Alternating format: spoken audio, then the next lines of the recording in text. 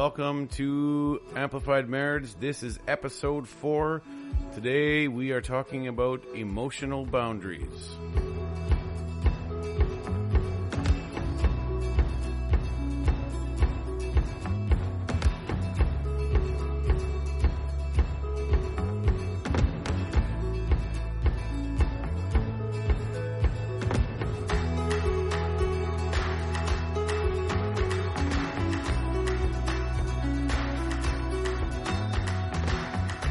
Welcome to another episode of Amplified Marriage. My name is Brian. My name's Natalie. So glad that you could join us. So wherever you are, whatever you're doing, grab a coffee, grab some tea, have a seat. Today we are going to talk about emotional boundaries. Yep. And how every relationship needs to have them. That's right.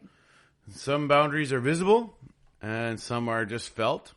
Some come into play automatically when you get together with your partner.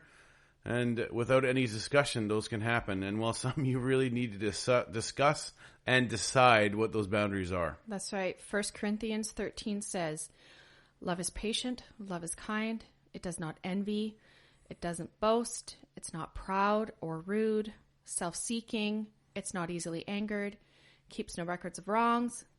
Love does not delight in evil, but rejoices with the truth. So the common word there is love, which is our first emotional boundary that we really need to make sure is in place. And that's like the obvious one. Like everyone's like, what do you need for a relationship to succeed? All you need is love. All you need is love, but you also need all those other things that were in the list, like patience. Yeah. And do not envy and do not boast. It's not proud. You need all of those things. We don't want to do the rom-com version of what the love boundary is. No, I don't find that that's an accurate depiction of what love is. So love is the very foundation of marriage. And as we were prepping and stuff, just thinking about our own, so what I guess would be considered old school wedding vows. Yeah, we did the typical. Yeah, we wanted the traditional wedding vows. So like to love your spouse in sickness and in health, in good times and in bad, for richer or for poor. And, you know, when we said I do, we meant it, like, earnestly. I wanted to write my own, and I wanted to write a song and play it to, like, an electric guitar. And she said no. No. I mean, if that's your vibe, then, hey, you do you, but... that wasn't my vibe. That's just what I wanted to do. That doesn't work for us. No, okay, then. Love your spouse at all times. I remember, you know, marriage counselors and the pre-marriage stuff be like, love your spouse at all times. We're like, yes, we can, because when we were dating... Love goggles. Yeah, you really had, blinding goggles. Love goggles. They blind you. Yeah, love is blind, right? The things that you wouldn't necessarily put up with on a normal basis, you kind of tend to let slide in those dating years, those courting years, or even those early years of marriage, thinking that it's going to change. Especially when you're young and you're dating. I know that it's different. Just talking with our friends that started or got married late in life, like they're 30, 35, and they found the one they wanted to marry. It actually was different. They're like the love goggles. They were a thing, but It was way different because by that age, they knew what they wanted. They knew what they're looking for. They knew the kind of woman or the kind of man that they were going to tolerate. And Henry Cloud has that saying, you get what you tolerate. Mm-hmm. And when you're at that age, you know what you want, what you don't. But when you're young, when we were 19. I was 19 when we first started dating. Yeah. I was bad at it. And the whole, in good times and in bad, had we had sort of a preview of what we would walk through as a married couple, you know, that's kind of the thing where you sort of go into it blindly thinking, well, what's the worst thing that can happen? You know, we might have a little bit of financial problems because we were young and really dumb with our money and made some really poor mistakes, but you don't really we're paying the stupid tax. We paid the stupid tax for quite a many years of our early financial decisions. That's right. And it's in the good times and bad. And I wish we would have added, and when our spouse isn't behaving the way that we want them to. What? I was an angel all the time that we were early married. Psh. Right. Well, come on. Well, and the thing that you always hear in every kind of relationship, is that or especially Christian marriages, is the attitude of submission. Mm-hmm. But the thing about submission is this: is that the idea of submission is never meant to allow someone to overstep or to tolerate bad behavior. It's not there for that. Submission only has meaning in the context of those boundaries, and those boundaries they promote self-control and honesty and faithfulness and freedom in the marriage to be who you are. And so there was always this thing in marriage. Oh, you got to submit and you know, man of the house and all of these things. And we're going to get to those type of topics. But the idea of submission, boundaries work when you two are working in a relationship or together and to making things work, right? That's right. And I think healthy boundaries, I mean, that there, I think is a great example of unconditional love. Right. When you've set boundaries, you've talked about them. And again, like knowing where to draw the line, not on, you know, well, he didn't say I looked nice today, so he's out of here. It's not that kind of a drawing of the line, but of crossing boundaries. And you don't know if you've crossed a boundary if you haven't communicated what the boundary is. Right. Just like we talked about before. And I don't remember at all talking about ever boundaries. I mean, we talk about like, I can't even think of an actual boundary that we talked about aside from, you know, being faithful just in the context at that time of don't sleep with someone else, not cheating on each other. But I don't remember sitting down and like really talking about what does loving you look like after sort of the magical fairy tale of the wedding and the honeymoon is kind of gone. And that was a whole thing for us too. Right. And you don't think that it's ever going to go out because why would you? You know, well, normally I'm the pessimist, but I was really optimistic that there wouldn't be a situation where the love would go out, that we would really need to set boundaries as far as really loving each other in the good and the bad, and the financial struggles and, you know, all the issues and stuff. But, you know, we talked about how many kids we wanted and where we're going to live and the kind of job that I want. And those kind of things. But we never really sat down and talked about emotional boundaries. Yeah, absolutely. And it's one of those things that you end up talking about when the situation arises, as opposed to having a pre-built, hey, we've talked about this kind of thing, so you know what you're getting into. Right, and something to revert back to when you need to. Yeah, and like... I mean, there's a reason why we scored 20% on marriage expectations. Yeah, we did not do very well. And the thing is, too, is that, like, love, you need to have love in the relationship. And you need to try your best to practice unconditional love. Right. There's something that says that, or in the relationship that, like when they make a mistake and you're holding it against them later, that's bad. Yeah. Like, and now your love is conditional. Well, I know what you can do. Yeah. And so you put a condition on their love. And so you're only going to dole out the love that you have for them based on the actions they gave you. And it's not unconditional anymore. We need to actively, after, you know, we've been together, we just celebrated our 19th anniversary for a long, long time. And we have to practice unconditional love. Like, we're going to love each other without the conditions, even in their bad behavior, I'm still going to love them. That's you right. may not like them in that That's moment, right. but I'm going to love them. Yeah. And so love being the foundation for having good emotional boundaries. What's the next one? Honesty.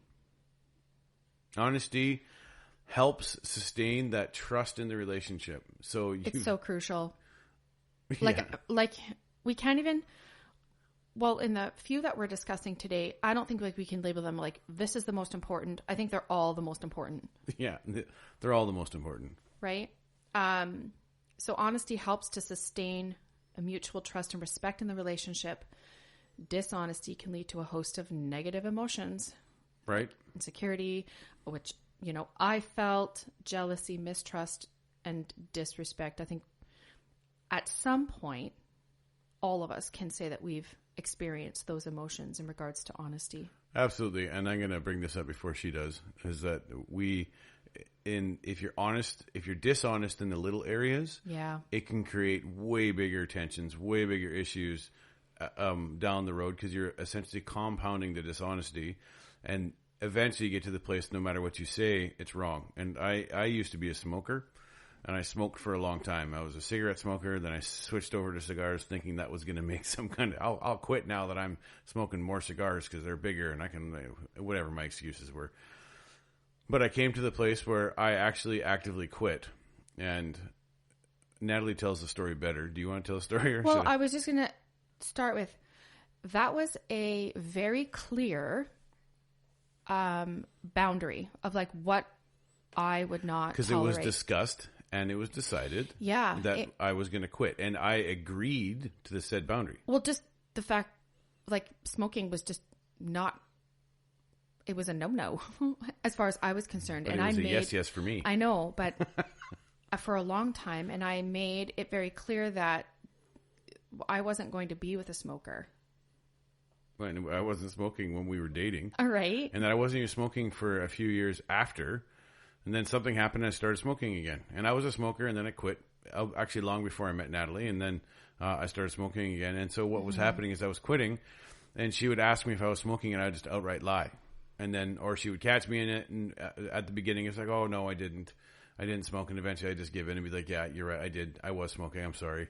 And she always said that if you just tell me you were smoking, it'll be way worse than if I catch you. I couldn't tell the difference between the wrath of the telling the lie or the wrath of telling her I was smoking. And this is small in the scheme of things you could be lying about. Yeah, right.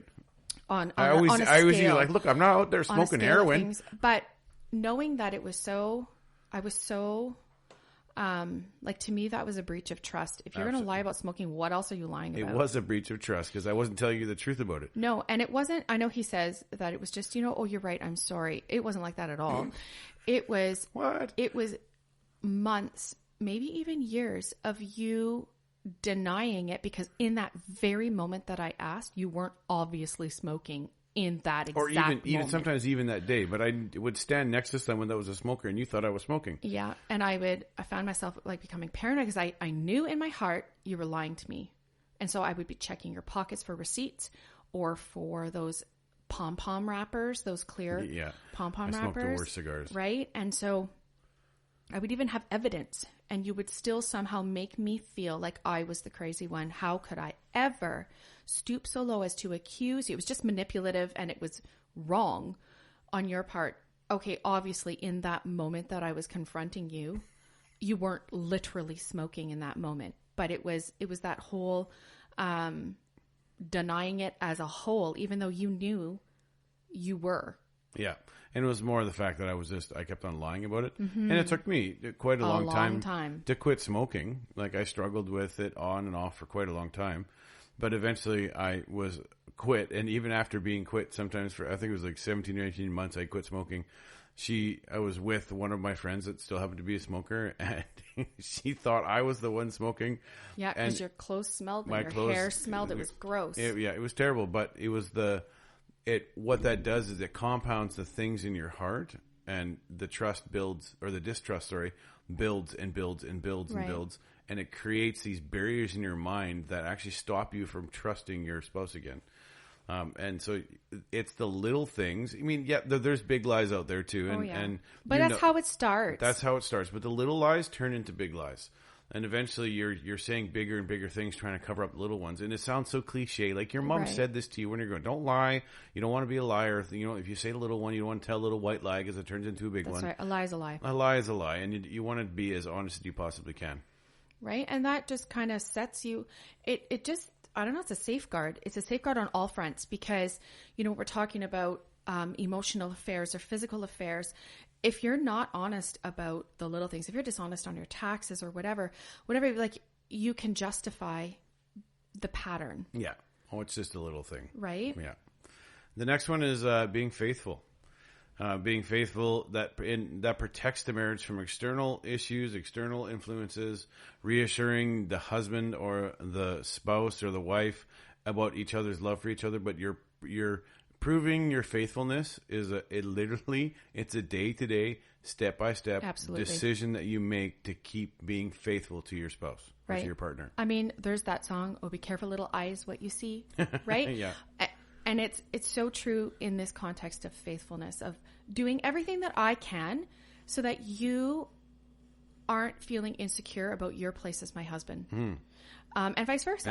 Absolutely. Right? You doing everything. And if I've made something aware to you that I'm uncomfortable with, then I'm expecting that because you respect and honor me as your wife, that you will make sure that you're doing everything you can so that I don't feel insecure as your wife. What was the scripture that you were reading today? Oh, it's not a scripture. It's, okay, so back to our old school wedding vows, or our traditional wedding vows that were really popular back 19 years ago. So the line that says, what God has joined together, let no man put asunder.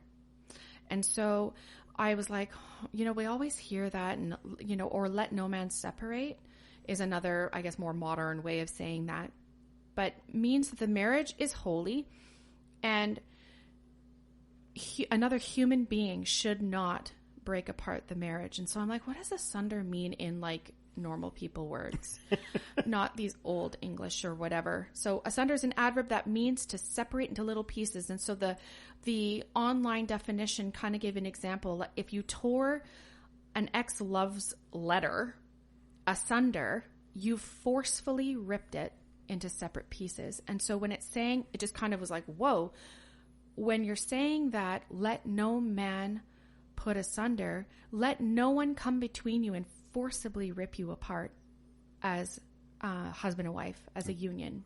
Right. And even the things that we're talking about, the love and the honesty and the faithfulness and the things that we're talking about, those all are wrapped up into this one thing. You can tear things asunder by not being faithful. Yeah. And trust is one thing.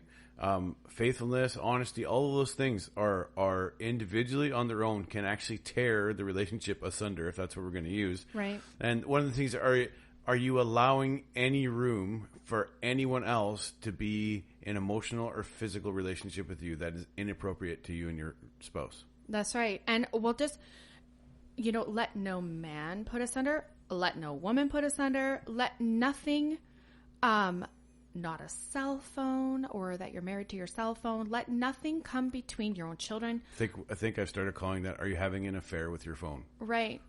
That'd be a good title. But let nothing forcibly come, don't allow anything to forcibly separate the union that you have. It's not just protect. Be faithful means you have a watchful eye and you're protecting it. And I think what you said earlier was really good. If you think the grass is greener on the other side, that is a clear indicator that you need to water your grass. Yeah, right? How sometimes, when we are looking at, and I forget how many podcasts ago we talked about this, about sort of looking on someone's Instagram reel and kind of comparing your spouse to what other spouses are doing, and how we show the highlight reels, and how that can, if you're in a position in your own relationship where you're lacking emotional support, physical intimacy, just being respected or honored or valued and treasured, the tendency is to look at what other people are doing, and you only see the highlight reels, and it looks like, the Joneses down the street. Like, why can't you be like that? And I can tell you, Instagram are lies. I think that everyone is aware of this, and you've probably heard this before, but Instagram is not an indicator of the truth of someone else's situation. That's right. And people have said to us, you're like marriage goals. And it's like, please don't say you want a marriage like ours. And it's not that it's not good, but over 19 years, we have been through some turbulent waters. That you would have looked at and said, I don't want to be anything like that. Right? It'd be like if we laid it all out like that, sort of on a timeline, you might change your mind and not want to be like us. Yeah, and you don't want to present any opportunity for unfaithfulness for your partner or your spouse. What safeguards do you actually have in place? Mm-hmm. And so faithfulness is such a big topic, but it's a decision that you make every single day to continue loving, to continue being honest, to continue trusting your spouse, and to move into a place of faithfulness.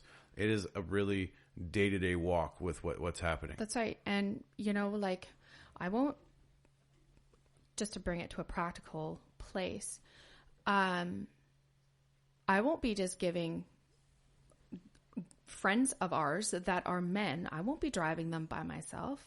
No. Right? You won't be driving just women of any, married or not, alone in your vehicle. Mm-hmm. Right? It's just, there's an element of like living above reproach and not allowing it to look differently than it actually is. Yeah. So, if we have to have counseling meetings with couples, we're together. Yep. It's not me meeting with the man alone or you meeting with a woman alone.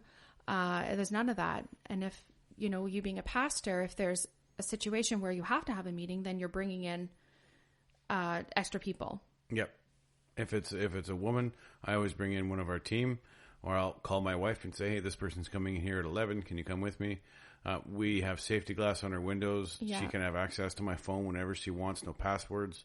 All nothing. The passwords. All the passwords. She has access to Instagram, Facebook, all because I want to be above reproach and faithful in my relationship with her. And I have to be transparent. You have to be transparent and honest, and she has to be trusting, and and she's going to trust that I'm not going to do these things. But there's a level of willingness you have to be able to offer those things to your spouse. That's right. But we built that in because I don't want the relationship to fail.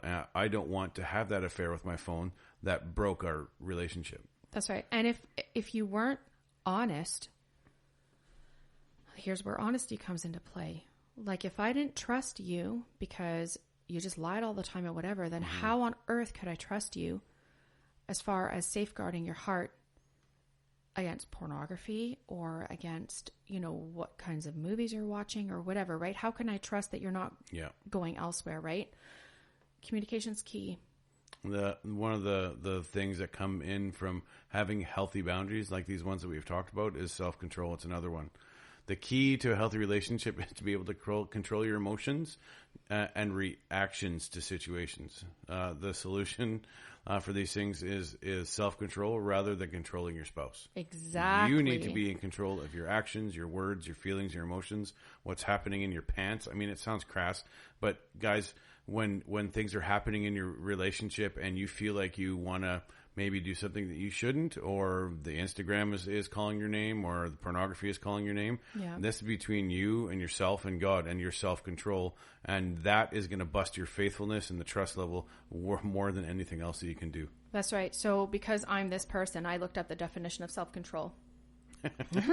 So the ability to control oneself, in particular to one's emotions and desires, or the expression of them in one's behavior, especially in difficult situations. So it's easy to have self-control when you're doing good. Like if you're at a salad bar, it's easy to have self-control. I mean, you're not going to be eating, pastries and things like that at a salad bar. It's easy to make good choices when what's presented in front of you is healthy. Yeah. Right? And I think it really shows its ugly face in those difficult situations. And it might be real subtle at first. Mm-hmm. I was just thinking about how sort of self-control applies, sort of like physical intimacy side. And for those of you that have had babies, for me, I have 2 boys and a girl.